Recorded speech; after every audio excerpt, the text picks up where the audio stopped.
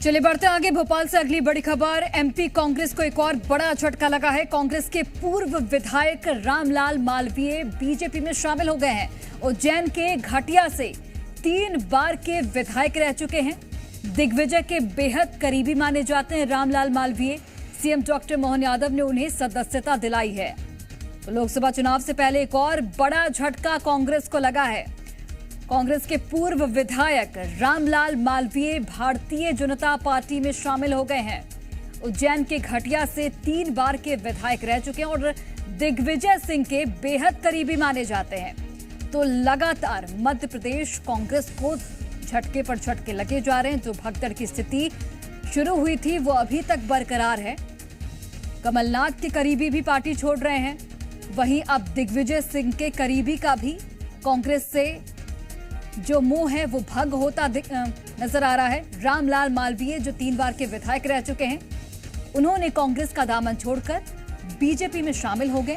उज्जैन की घाटिया से ये 3 बार के विधायक रह चुके हैं। दिग्विजय सिंह के बेहद करीबी माने जाते हैं। तो ऐसे में लोकसभा चुनाव में कांग्रेस को जाहिर तौर पर एक चुनौतीपूर्ण सफर जो है वो तय करना होगा, क्योंकि लगातार झटके पे झटके कांग्रेस को लगते जा रहे हैं। पूर्व विधायक रामलाल मालवीय भारतीय जनता पार्टी की सदस्यता ग्रहण करते आपको टीवी स्क्रीन पर दिख रहे होंगे। उज्जैन की घाटिया से 3 बार के विधायक भी रह चुके हैं। चलिए अधिक जानकारी के साथ आकाश द्विवेदी इस खबर पर लाइव जुड़ गए हैं। सीधे उनका रुख करते हैं। आकाश, एक और बड़ा झटका कांग्रेस को लोकसभा चुनाव से पहले। रामलाल मालवीय बीजेपी में शामिल हो गए हैं। 3 बार के विधायक भी रह चुके हैं और दिग्विजय सिंह की बड़ी बात है कि दिग्विजय सिंह के बेहद करीबी। बिल्कुल, कांग्रेस में टूट थमने का नाम नहीं ले रही। आज बीजेपी का स्थापना दिवस है और स्थापना दिवस के मौके पर Bharatiya Janata party mega joining अभियान चला रही है। उज्जैन, मुख्यमंत्री डॉक्टर मोहन यादव का क्षेत्र, उज्जैन के घाटिया से ही 3 बार के विधायक रहे रामलाल मालवीय को भी बीजेपी की विचारधारा आखिरकार खींच कर लाई।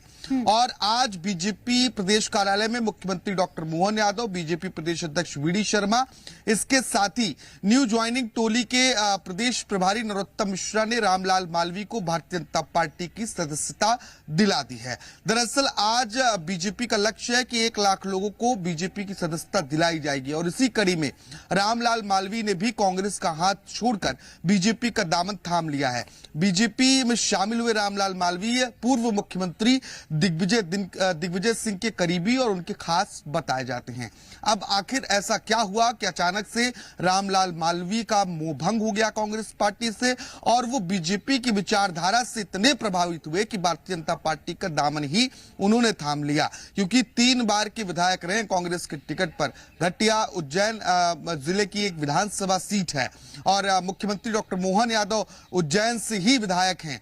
और ऐसे में इसके पहले भी उज्जैन के कई बड़े कांग्रेस के नेता, उज्जैन लोकसभा के प्रभारी के साथ ही तमाम नेताओं ने बीजेपी ज्वाइन की थी और अब एक और पूर्व विधायक ने पार्टी ज्वाइन की है। और मालवा क्षेत्र में ये टूट कांग्रेस को नुकसान पहुंचा सकती है। लोकसभा चुनाव से पहले जिस तरीके से बीजेपी अपना कुनबा बढ़ा रही है और कांग्रेस को तोड़ा जा रहा है, इसका खामियाजा कहीं ना कहीं इस चुनाव में भुगतना पड़ेगा।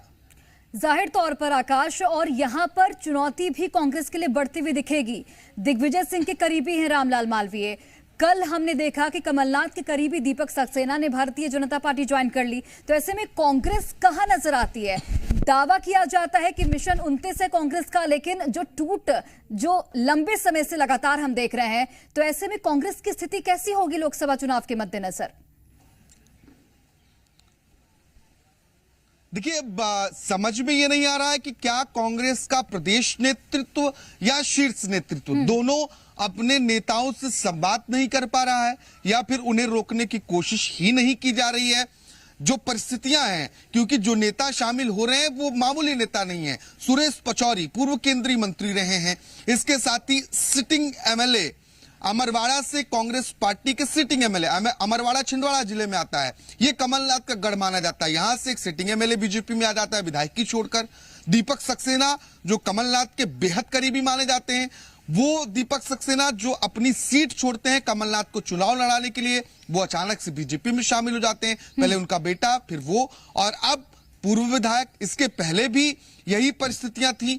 तो बस सवाल कई हैं। सवाल यह भी है कि कांग्रेस पार्टी का जो प्रदेश में नेतृत्व है, वो नया नेतृत्व क्या नेताओं से सामंजस्य नहीं बिठा पा रहा है, या नेताओं को रोकने की कोशिश नहीं की जा रही है, नेताओं से संवाद नहीं किया जा रहा है, या फिर ऐसा क्या हो गया भारतीय जनता पार्टी के लिए अचानक से कि उनका मन बदल जा रहा है। ये वही नेता हैं जो बीजेपी में आ रहे हैं, जो 2 दिन पहले तक बीजेपी में शामिल होने के पहले तक जमकर कोसते थे एक दूसरे को, बीजेपी को ही कोसते हुए नजर आते थे, लेकिन अचानक से हृदय परिवर्तन हो जाता है। आखिर ऐसा हो क्या रहा है, कांग्रेस में भंग क्यों हो रहा है, ये सबसे बड़ा सवाल है फिलहाल। क्योंकि मध्य प्रदेश में विधानसभा चुनावों में जो राजनीतिक माहौल बना, जो कांग्रेस पार्टी ने माहौल बनाया, रिजल्ट उसके बिल्कुल विपरीत आते हैं और हार नहीं, करारी हार का सामना करना पड़ता है। 66 सीटों पर सिमटना ये वाकई में चिंताजनक है कांग्रेस पार्टी के लिए। और इसके बाद से हम देख रहे हैं कि लगातार चाहे वो छोटे नेता हो, कार्यकर्ता हो,